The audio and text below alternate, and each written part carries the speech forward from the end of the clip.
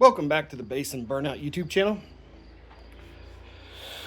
It's been a while, guys. I've been busy working on a few things, trying to get a couple projects finished, started. I have a list of things I'm trying to get done. I'll start off with, I don't know if you guys seen this, got me a 12,000 pound Badlands winch with the synthetic cable. That is going to, plus I got the bracket. That is going to go on the trailer across the front here.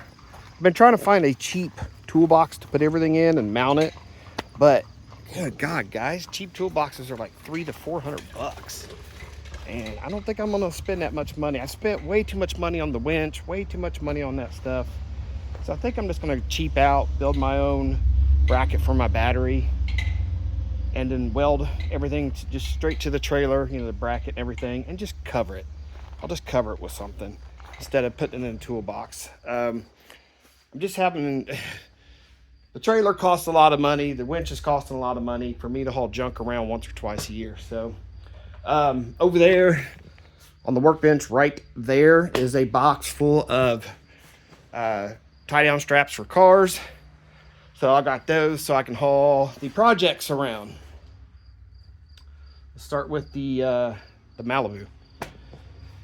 So this car sat for a while with no windshield in it.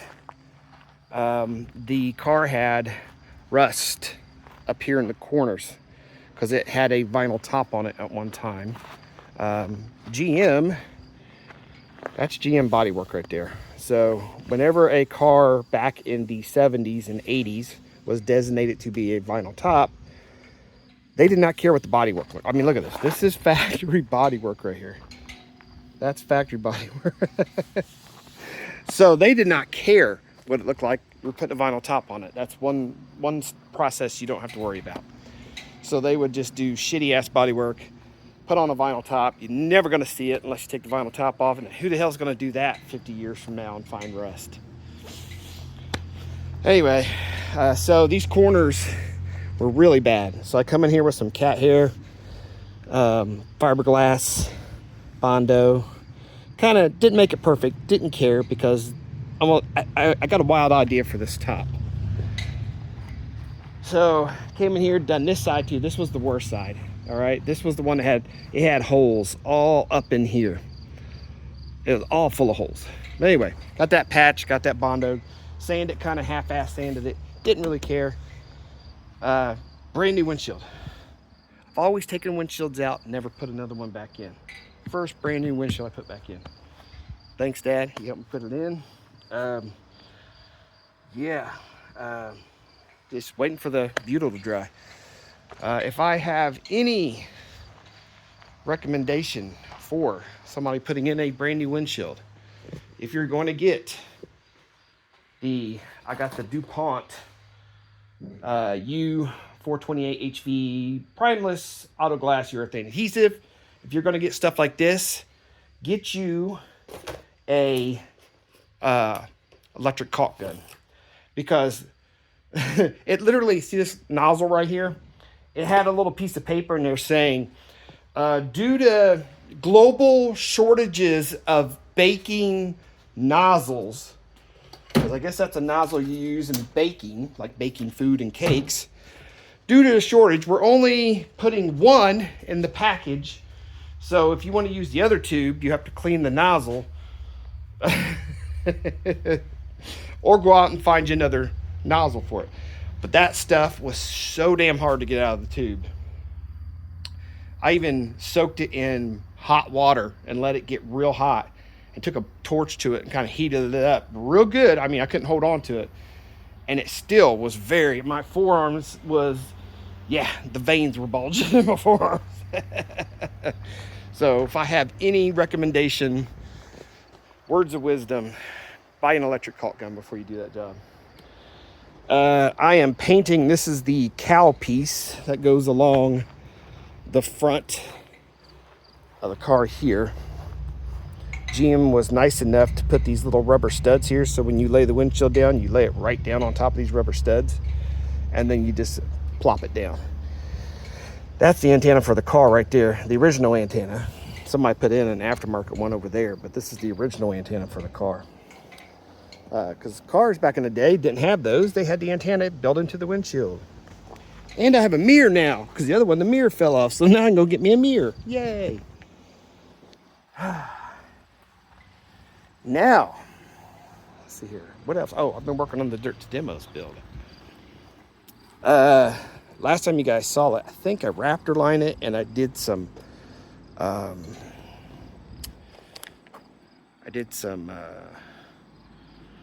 like Dynamat. I don't want to call it Dynamat. It's called the Sky High mat, whatever. So I did some more. I came back in here. I finished up going up in here, up underneath the dash. Now this is all good now. This should be pretty good. Like I said, I'm gonna put carpet in here, in the front here, just to make this look halfway decent. Stripper pole is back in and tight. And here's my seats. Now, what I did was, let's see if I can get in here. All I did is I mounted the 2x4 right here. So this seat just sits down on this hard part right here. So my plan for this is to get these seats, get these covered. Because what's gonna happen is that there's gonna be a lot of sweaty butts get in and out of this car. And I think I would rather have like a seat. I just want like a pullover seat cushion for this. And then that way I can take it off, wash it, put it back on whenever I need it. But it's fairly comfortable. Of course it's hard right now because you're just sitting on a bench. But this bench, this bench is actually, let's see here, probably from, I'm gonna say 1975. And it is, so it's 50 years old, at least 50 years old. This bench was in a McDonald's from 50 years ago. And let me tell you what, they don't make this, this is like MDF. They don't make MDF like this nowadays. Because this stuff was hard. It was even hard to sand. When I was sanding the edges, it was hard to sand. So it's rock solid. It's good stuff. But I'll get these covered. I'm talking to Jake at SDK right now about doing a front loading wall. And because we're gonna do a loading wall in here. I don't know if I'm gonna do an eddy port. I don't know if I'm gonna do a square port. I don't know. Me and him are talking over right now as I shoot this video. So carpets. Oh, and then I put a bunch of this over here because this was all metal and it was tearing my head up. Every time I got in, I'd get tore up by the metal in here. So I came in here, put a log down the side here so nobody would get scratched up.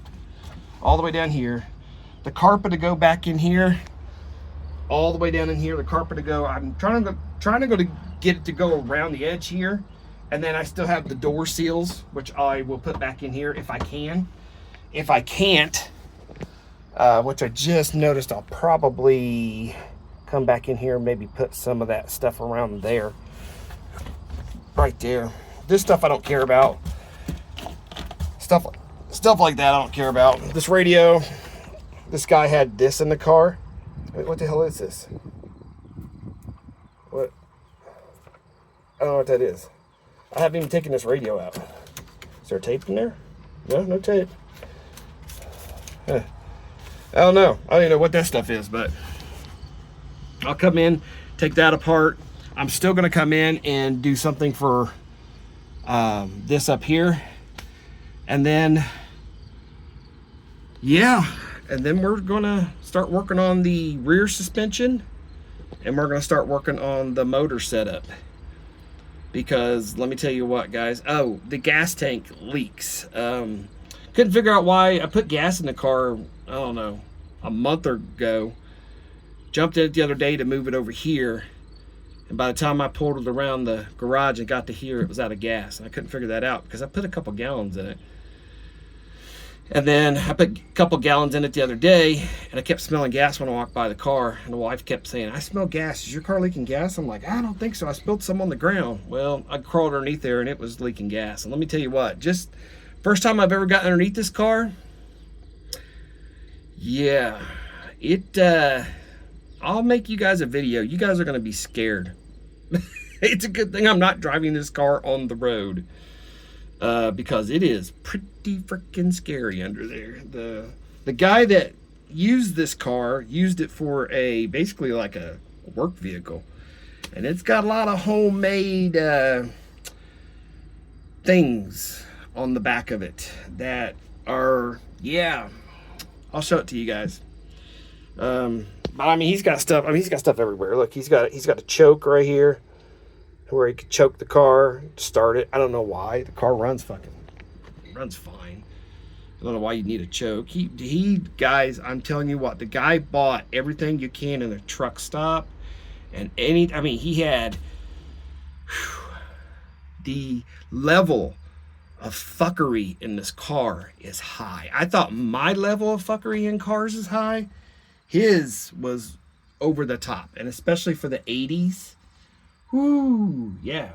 So, still need to find a door panel for over here. Still gonna figure out my doors. I don't know what I'm gonna do for them yet. I gotta find a panel for that, and then we can start hooking subs up and start getting this thing playing. So I haven't bought a source unit yet, or a head unit. Have not bought one yet. Gotta buy one of those. I don't know if I'm gonna do a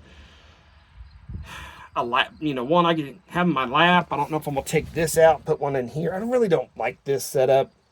Even all my Malibus are very, the radios are like this, so you're kind of looking down, like you're trying to like do this number to look at your radio most of the time. Really don't like that. So I might come up with something better,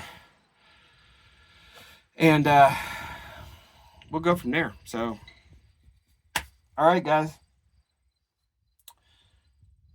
I think that's all I've gotten done so far, which is still, it's been a lot.